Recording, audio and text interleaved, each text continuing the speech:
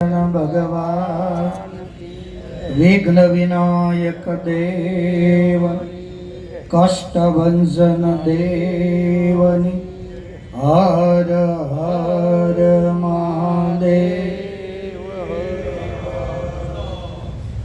નીતિ પ્રવીણ નિગમાગમ શાસ્ત્ર બુદ્ધિ રાજાધિરાજ રઘુયાનાયક મંત્રી વદ્ય સિંદૂર ચર્ચિત કલે वरनष्टि केंद्र श्री राम दूत हनुमन हर संकटम में राम श्याम અને ઘનશ્યામની દિવ્ય નિશ્રામાં પૂજી પુરાણી સ્વામી તેમજ આજનું આ પરિશ્રમ ધૂન મંડળ આ સમગ્ર મહોત્સવના મનોરથી એવા અમારે પ્રફુલભાઈ મગનભાઈ જીવાણી એમના દાદા અક્ષર નિવાસી જયરામ ભાને યાદ કરી અને આ સરસ મજાનો હનુમાન ચાલીસાનો જ્યારે કાર્યક્રમ કર્યો છે ત્યારે જોકે છગન ભગત આવવાના હતા, બહુ આશા અમારી પણ હતી અને લગભગ ઘણા બધાની હશે, પણ વાલા ભક્તો જ્યાં ભગવાનની કૃપા ન હોય ને ત્યાં મારું અને તમારું કોઈનું કંઈ ચાલતું નથી। આજ આ શરીર આપણને સારું દેખાય છે, કાલ આ શરીરને બગડતા વાર નથી લાગતી। એટલે આપણા શાસ્ત્રો હંમેશાના માટે કહે છે કે હે જીવ તું જાગ, આ શરીર છે એ ક્ષણભંગુર છે, પાણીની ઉપર આવેલો પરકોટો છે ને એની યુવાનો આયુષ્યની કોઈ નિશ્ચિતતા નથી હો। આજે અહીંયા બેઠેલા હું તમે બધા મોજ અને મસ્તી કરતા હોય, ગલોફામાં મસ્તીથી માવા ભરેલા હોય, પણ કાલ છેલ્લો આપણો શ્વાસ લેવાઈ જાય કોઈને ખબર છે? સાંપ્રત કાળની અંદર મૃત્યુની ગતિ કેટલી બધી ઝડપથી ચાલી રહી છે। શાસ્ત્ર એમ કે છે ધર્મની ગતિ ઉતાવળી છે, યમસ્ય કરુણા નાસ્તિ। 25 વર્ષનો યુવાન હોય તો એને યમ રાજા ઉપાડી લે, એને કરુણા નથી, એને દયા નથી। એકનો એક દીકરો હોય, મા બાપ રુદન કરતા હશે તો પણ યમ રાજા એને લઈને જતા રહેશે, એને કોઈ પણ પ્રકારની દયા નથી। એટલે મારા યુવાનો ખાસ કહીશ કે પરિશ્રમ ધૂન મંડળના યુવાનોને હૃદયપૂર્વકના અભિનંદન, આટલી કોંગ્રેચ્યુલેશન। આ કડીકાળની અંદર પણ હનુમાનજી મહારાજને યાદ કરી કે આપણા દેવોની યાદ કરી અને તમે આ ધૂન મંડળમાં જોડાઈ અઠવાડિયે ધૂન કરતા હશો, અઠવાડિયામાં 2 દી ધૂન કરતા હશો, જેટલા પણ દિવસ તમે ભગવાનને યાદ કરતા હશો ને એટલા તમારા જીવનના શ્વાસ, એટલા તમારા જીવનના દિવસો સારા હશે। ભલે વર્ષના 365 દિવસ આપણે વ્યતીત કરતા હોય, કોઈએ 40 વિતાવ્યા હશે, કોઈએ 50-60 ખુરશીમાં બેઠેલા લગભગ 70 ઉપરના હોય તો એને 25,000 દિવસો વિતાવી દીધા હશે। એમાંથી એમના કેલેન્ડરમાં એ તપાસ કરે કે સુવર્ણ દિવસ તમારે ગણવા હોય તો તમારા 25,000 દિવસમાં કેટલા? આપણો એક જન્મ દિવસ આવે તો આપણે સારું કેટલું કરીએ છીએ? બહુમાં બહુ હોટલમાં જાય, હગાવાલાને બોલાવો, કેક કાપો, હનુમાન ચાલીસા કરો તો કરવાનું આને આ છે ને। તમે હોટલમાં 1000 રૂપિયાની ડીશ 1000 જણાને જમાડો, 1 રૂપિયાનો ફળ ન મળે। સમજાય યુવાનો? અહીંયા બેઠેલા તમામને કહું છું, તમારો બર્થડે આવે, કોઈની પુણ્યતિથિ આવે તો એ પુણ્યતિથિ આવું સરસ મજાનું ઢોન વર્ણન બોલાવશો, ભગવાનના ભક્ત આવશે, છગન ભગત જેવા આવે, આવા યુવાનો ગાતા હોય, હનુમાન ચાલીસાના પાઠ થાય, ભગવાન રામના પદો ગવાય, અને આપણે આપણી જરૂરત પરંપરાને શા માટે ભૂલીએ? તુલસીદાસના કેટલા પદો છે, સુરદાસના કેટલા પદો, દાસ સતારના કેટલા પદો, મીરાબાઈના, ગંગા સતી પાનબાઈ। આપણને નવ ગમે છે પણ નવ હંમેશાના માટે તકલાદી છે। આજ આવે ને એટલે કાલ સવારે નાશ પામે। આ દુનિયામાં 2-4 વર્ષ રહે, પણ તમે તુલસીદાસના પદો, દાસ સતારના આ જૂની જે સંતવાણીના પદોને આજે 500 વર્ષ થયા હશે, પણ ઈ પદો તમને નવા લાગશે, ઈ પદો તમને સારા લાગશે, ઈ પદમાં તમને તથ્ય લાગશે, ઈ પદમાં તમને તાકાત લાગશે. પણ આજના સનેડા આવશે તો ઘડીક હું તમે ભાઈ ભાઈ કરીને નાચી ઊંધા જ થવાના. એટલે હનુમાન ચાલીસા છે કે ભગવાનના જે પદો છે ને એને પ્રાધાન્યતા આપશો. તમારો બર્થડે આવે 1000 રૂપિયાની કેક કાપીને એના કરતા આવા સારા અવસરની યાદ કરી ખાલી તમે ગાંઠિયા પૂરીને શાક જમાડશો ને તો એક વ્યક્તિએ તમને 1000 નું ફળ મળશે. એટલે ભગવાનને યાદ કરીએ. આવી પુણ્યતિથિઓ આવે એ પ્રભુભાઈએ જે વિચાર કર્યો તે એક એમના વડવાને રાજી કરવા માટે શાસ્ત્ર એવું કહે છે વાલા ભક્તો કે આપણે જે આત્માને યાદ કરીને એના પાછળ આપણે જે સત્કર્મ કરીએ ને એ આત્મા ગમે તે સ્થાનમાં બેઠો હોય પણ આપણે એને નિમિત્ત કરીને કરેલું સત્કર્મ હોય ને એ આત્મા સુધી પહોંચે.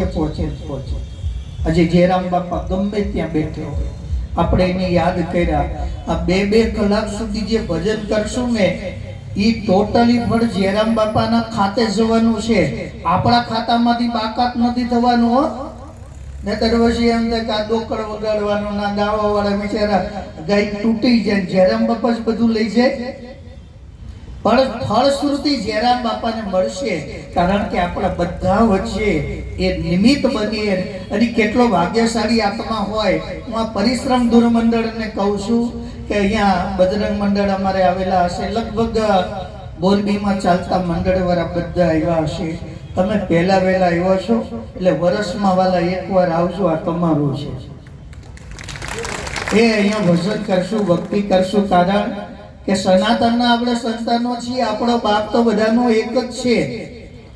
મારી અને તમારી ઉપાસના પદ્ધતિ, સેવા રીતિ અને સાંપ્રદાયિક જે આપણા માટે વ્યવસ્થાઓ કરી છે ને એ તો આટલા બધા ભારતની 1,40 કરોડની વસ્તી આ બધાને એક જગ્યાથી હેન્ડલ ન થાય ને એટલા માટે આ સંપ્રદાયો જુદા જુદા રહી એટલે હેન્ડલ કરે. નહીતર મોરબીમાં આટલા બધા મંડળ હાલે, બધા ભેગા થઈ જાય તો ચિત્રા હનુમાન મંડળ આવે, સનાતન મંડળ ને પરિશ્રમ ધૂન મંડળ, બધા જુદા જુદા શા માટે કરે છે? તો બધા એક જ કામ ને, પણ આ એક વ્યવસ્થાનો ભાગ હોય છે. એમાં વિભાગ નથી હોતા, એમાં ભેદ નથી હોતા. મારી અને તમારી દ્રષ્ટિ, મારા અને તમારા સ્વભાવે, આપણા મનના વિચારોએ આપણે આપણા આરાધ્ય દેવોને ભેદ રેખામાં બાંધી દીધા. ચાની હોટલ હોય ને તો અહીંયા બધા છે. ગમે તે ભગવાનને માનતો હોય તો એને હોટલમાં કોઈ વાંધો નહીં. મંદિર જવું હોય તો અહીંયા ગમે તેનું એટલું પીવાનું લ્યો. આપણે કોઈ પાય કાસ્ટની યાદ નથી કરતા, પણ હું એટલું કહું છું કે ત્યાં જવામાં આપણને નાત જાતનો, કોઈ સંપ્રદાયનો કોઈ પણ પ્રકારનો ભેદ જો એ સ્થાનમાં ન હોય તો મંદિર માટે શા માટે? એટલે આપણી માનસિકતાઓમાં આપણને ગમે તેને પકડાવેલું હોય. પણ તમે રામાયણ વાંચજો વાલા ભક્તો. જો અમે રામાયણની કથા કરીએ છીએ, સનાતન ધૂન મંડળ માટે અમે 2 વાર ભાગવતની કથા કરી છે. પછી અહીંયા બિલેશ્વર મહાદેવ મંદિર તમે જોયું હશે, બગથરા, બરવાડા, બિલિયા આ ગામના ત્રિભેટે ઉપર મંદિર જે છે અત્યારે નૂતન નિર્માણને પામ્યું તો એના ફાળાની કથા અમે કરી છે. અને અમે જ્યાં જ્યાં જઈ અમારી કોઈ પણ પ્રકારની ફી નથી કથાની હો. અમે ફ્રી ઓફ ચાર્જ કથા કરીએ. અને કોઈ લાભાર્થી ક્યાંક કથા હોય તો અમારી શરૂઆતથી અમે કથાનો પ્રારંભ કરીએ. સંસ્કારધામ મંદિર 25,000 રૂપિયા કે જેવો પછી કાર્યક્રમ ત્યાંથી અમારી શરૂઆત થાય. પણ કહેવાની ભાવના શાસ્ત્રોએ ક્યાંય ભેદ આપ્યો જ નથી. આપણે ભાગવતમાં તમે પહેલો શ્લોક પ્રથમ સ્કંદનો ઉપાડો, જન્માદ્યસ્ય તોન્વયાદિ તરત, તો એ મંગલાચરણ મને તમને શું કહે છે કે હું જે ભગવાનનું ધ્યાન કરું છું તો એ ભગવાન ક્યાં છે? તો કે સત્યમ પરમ ધીમહિ, સત્ય સ્વરૂપ એવા જે પરમાત્મા એનું હું ધ્યાન કરું. તો એ ભાગવતની અંદર કૃષ્ણમ પરમ ધીમથી નથી લખાય, કારણ કે છંદ ભેદ ન થાય. કદાચ કોઈ સંસ્કૃતના ભણેલા હોય તો એને ખબર પડે, અને સંગીતમાં જાણતા હોય તો એને ખબર પડે કે આ જે છંદ છે જન્માદ્યસ્ય એ શાર્દુલ વિક્રીડિત છંદ છે. તો એમાં જો કૃષ્ણમ પરમ ધીમહિ લખે તો છંદ ભેદ ન થાય, શિવમ પરમ ધીમહિ લખે તો બી કોઈ ભેદ ન થાય, રામમ પરમ ધીમહિ લખે તો બી કઈ ન થાય, હરિમ પરમ ધીમહિ લખે એ બી લખી શકતા હતા. તો ભગવાન વેદ વ્યાસે કોઈ ભાગવત ઉપર પોતાનો અધિકાર ન કરે, એટલા માટે ભગવાન વેદ વ્યાસે સત્યમ પરમ ધીમહિ, સત્ય સ્વરૂપ એવા જે પરમાત્મા એનું અમે ધ્યાન કરીએ. આજે ઘણા બધા દુનિયામાં જો માવો ખાવાનું એટલે કોઈ ખાતા હોય બાપા રાજી રહેજો, આપણે વ્યસન મુક્તિ એ નથી કરવી, કોઈ મુકાવાય નથી, પણ ગલ્લે બેસવાનું, માવો ખાવાનો અને પાછા હરિશ્ચંદ્રની જેમ સત્યની વાત કરવાની. હું જે કઈ કહીશ, ભલે અમે મંદિર ન જઈએ, શાસ્ત્ર ન વાંચીએ, ભજન ન કરીએ, પણ આપણે સત્ય બોલવા વાળા, પણ એના સત્યમાં તાકાત ન હોય, એના સત્યમાં તથ્ય ન હોય. તમે જે સાચું બોલો, ઉપનિષદ એવું કે છે સત્ય બોલો, સત્યમ વદ.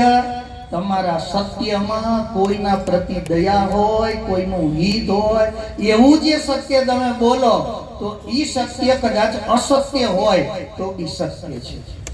એટલે સત્યમાં કોઈની દયા, એટલે સત્ય છે એમાં તથ્ય હોય. અને સત્ય શબ્દ જે લાગે છે એ માત્ર વાલા યુવાનો ભગવાનને લાગે છે, ભગવાન સિવાય સત્ય કોઈને ન લાગે. હું અને તમે જીવીએ ત્યાં સુધી સત્યના આધાર ઉપર આવીએ. એટલે ભગવાન તો આપણે નહોતા ત્યારે પણ હતા, આપણે અત્યારે છીએ તો પણ પરમાત્માનું અસ્તિત્વ છે. આપણે નહીં હોઈએ તો બી ભગવાનનું અસ્તિત્વ આપણી વચ્ચે હશે જ.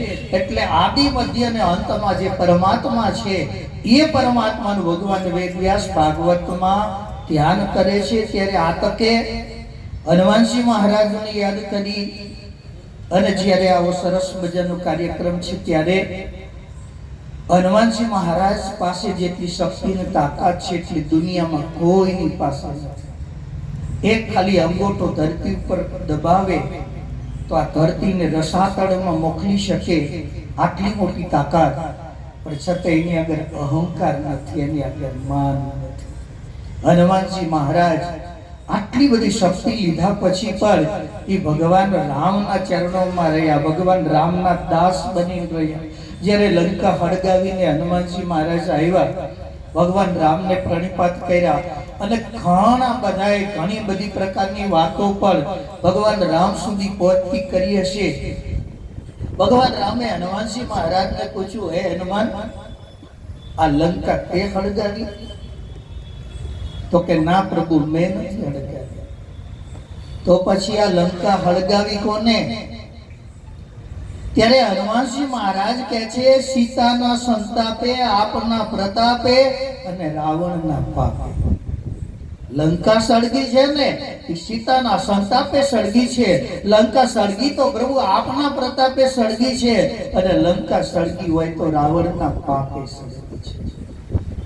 એટલે હું અને તમે નાનકડું કાર્ય કરીએ ને એટલે તરત આપણે આપણા અહમને આગળ ધરીએ, આપણા ઈગોને આપણે આગળ ધરીએ. આઈ એમ સમથિંગ ની ભાવના તો હરેકના અંતરમાં હોય. એટલે મેં કર્યું એ બધાને હોય. એટલે આજે જે રામ બાપાને યાદ કરીએ, ગતાત્માને યાદ કરીને કહીએ કે હે પ્રભુ, એ દિવ્યાત્મા આપના ચરણોમાં છે, એને આપના ચરણોનું કાયમના માટે નિત્ય શાશ્વત સુખ મળતું રહે. હનુમાનજી મહારાજ કૃપા કરે, હરેકને બળબુદ્ધિ અને શુદ્ધિ આપે, એવી પરમાત્માના ચરણોમાં પ્રાર્થના કરી મારી વાણીને અહીંયા વિરામ આપશું. અસ્તુ. જય શ્રી રામ.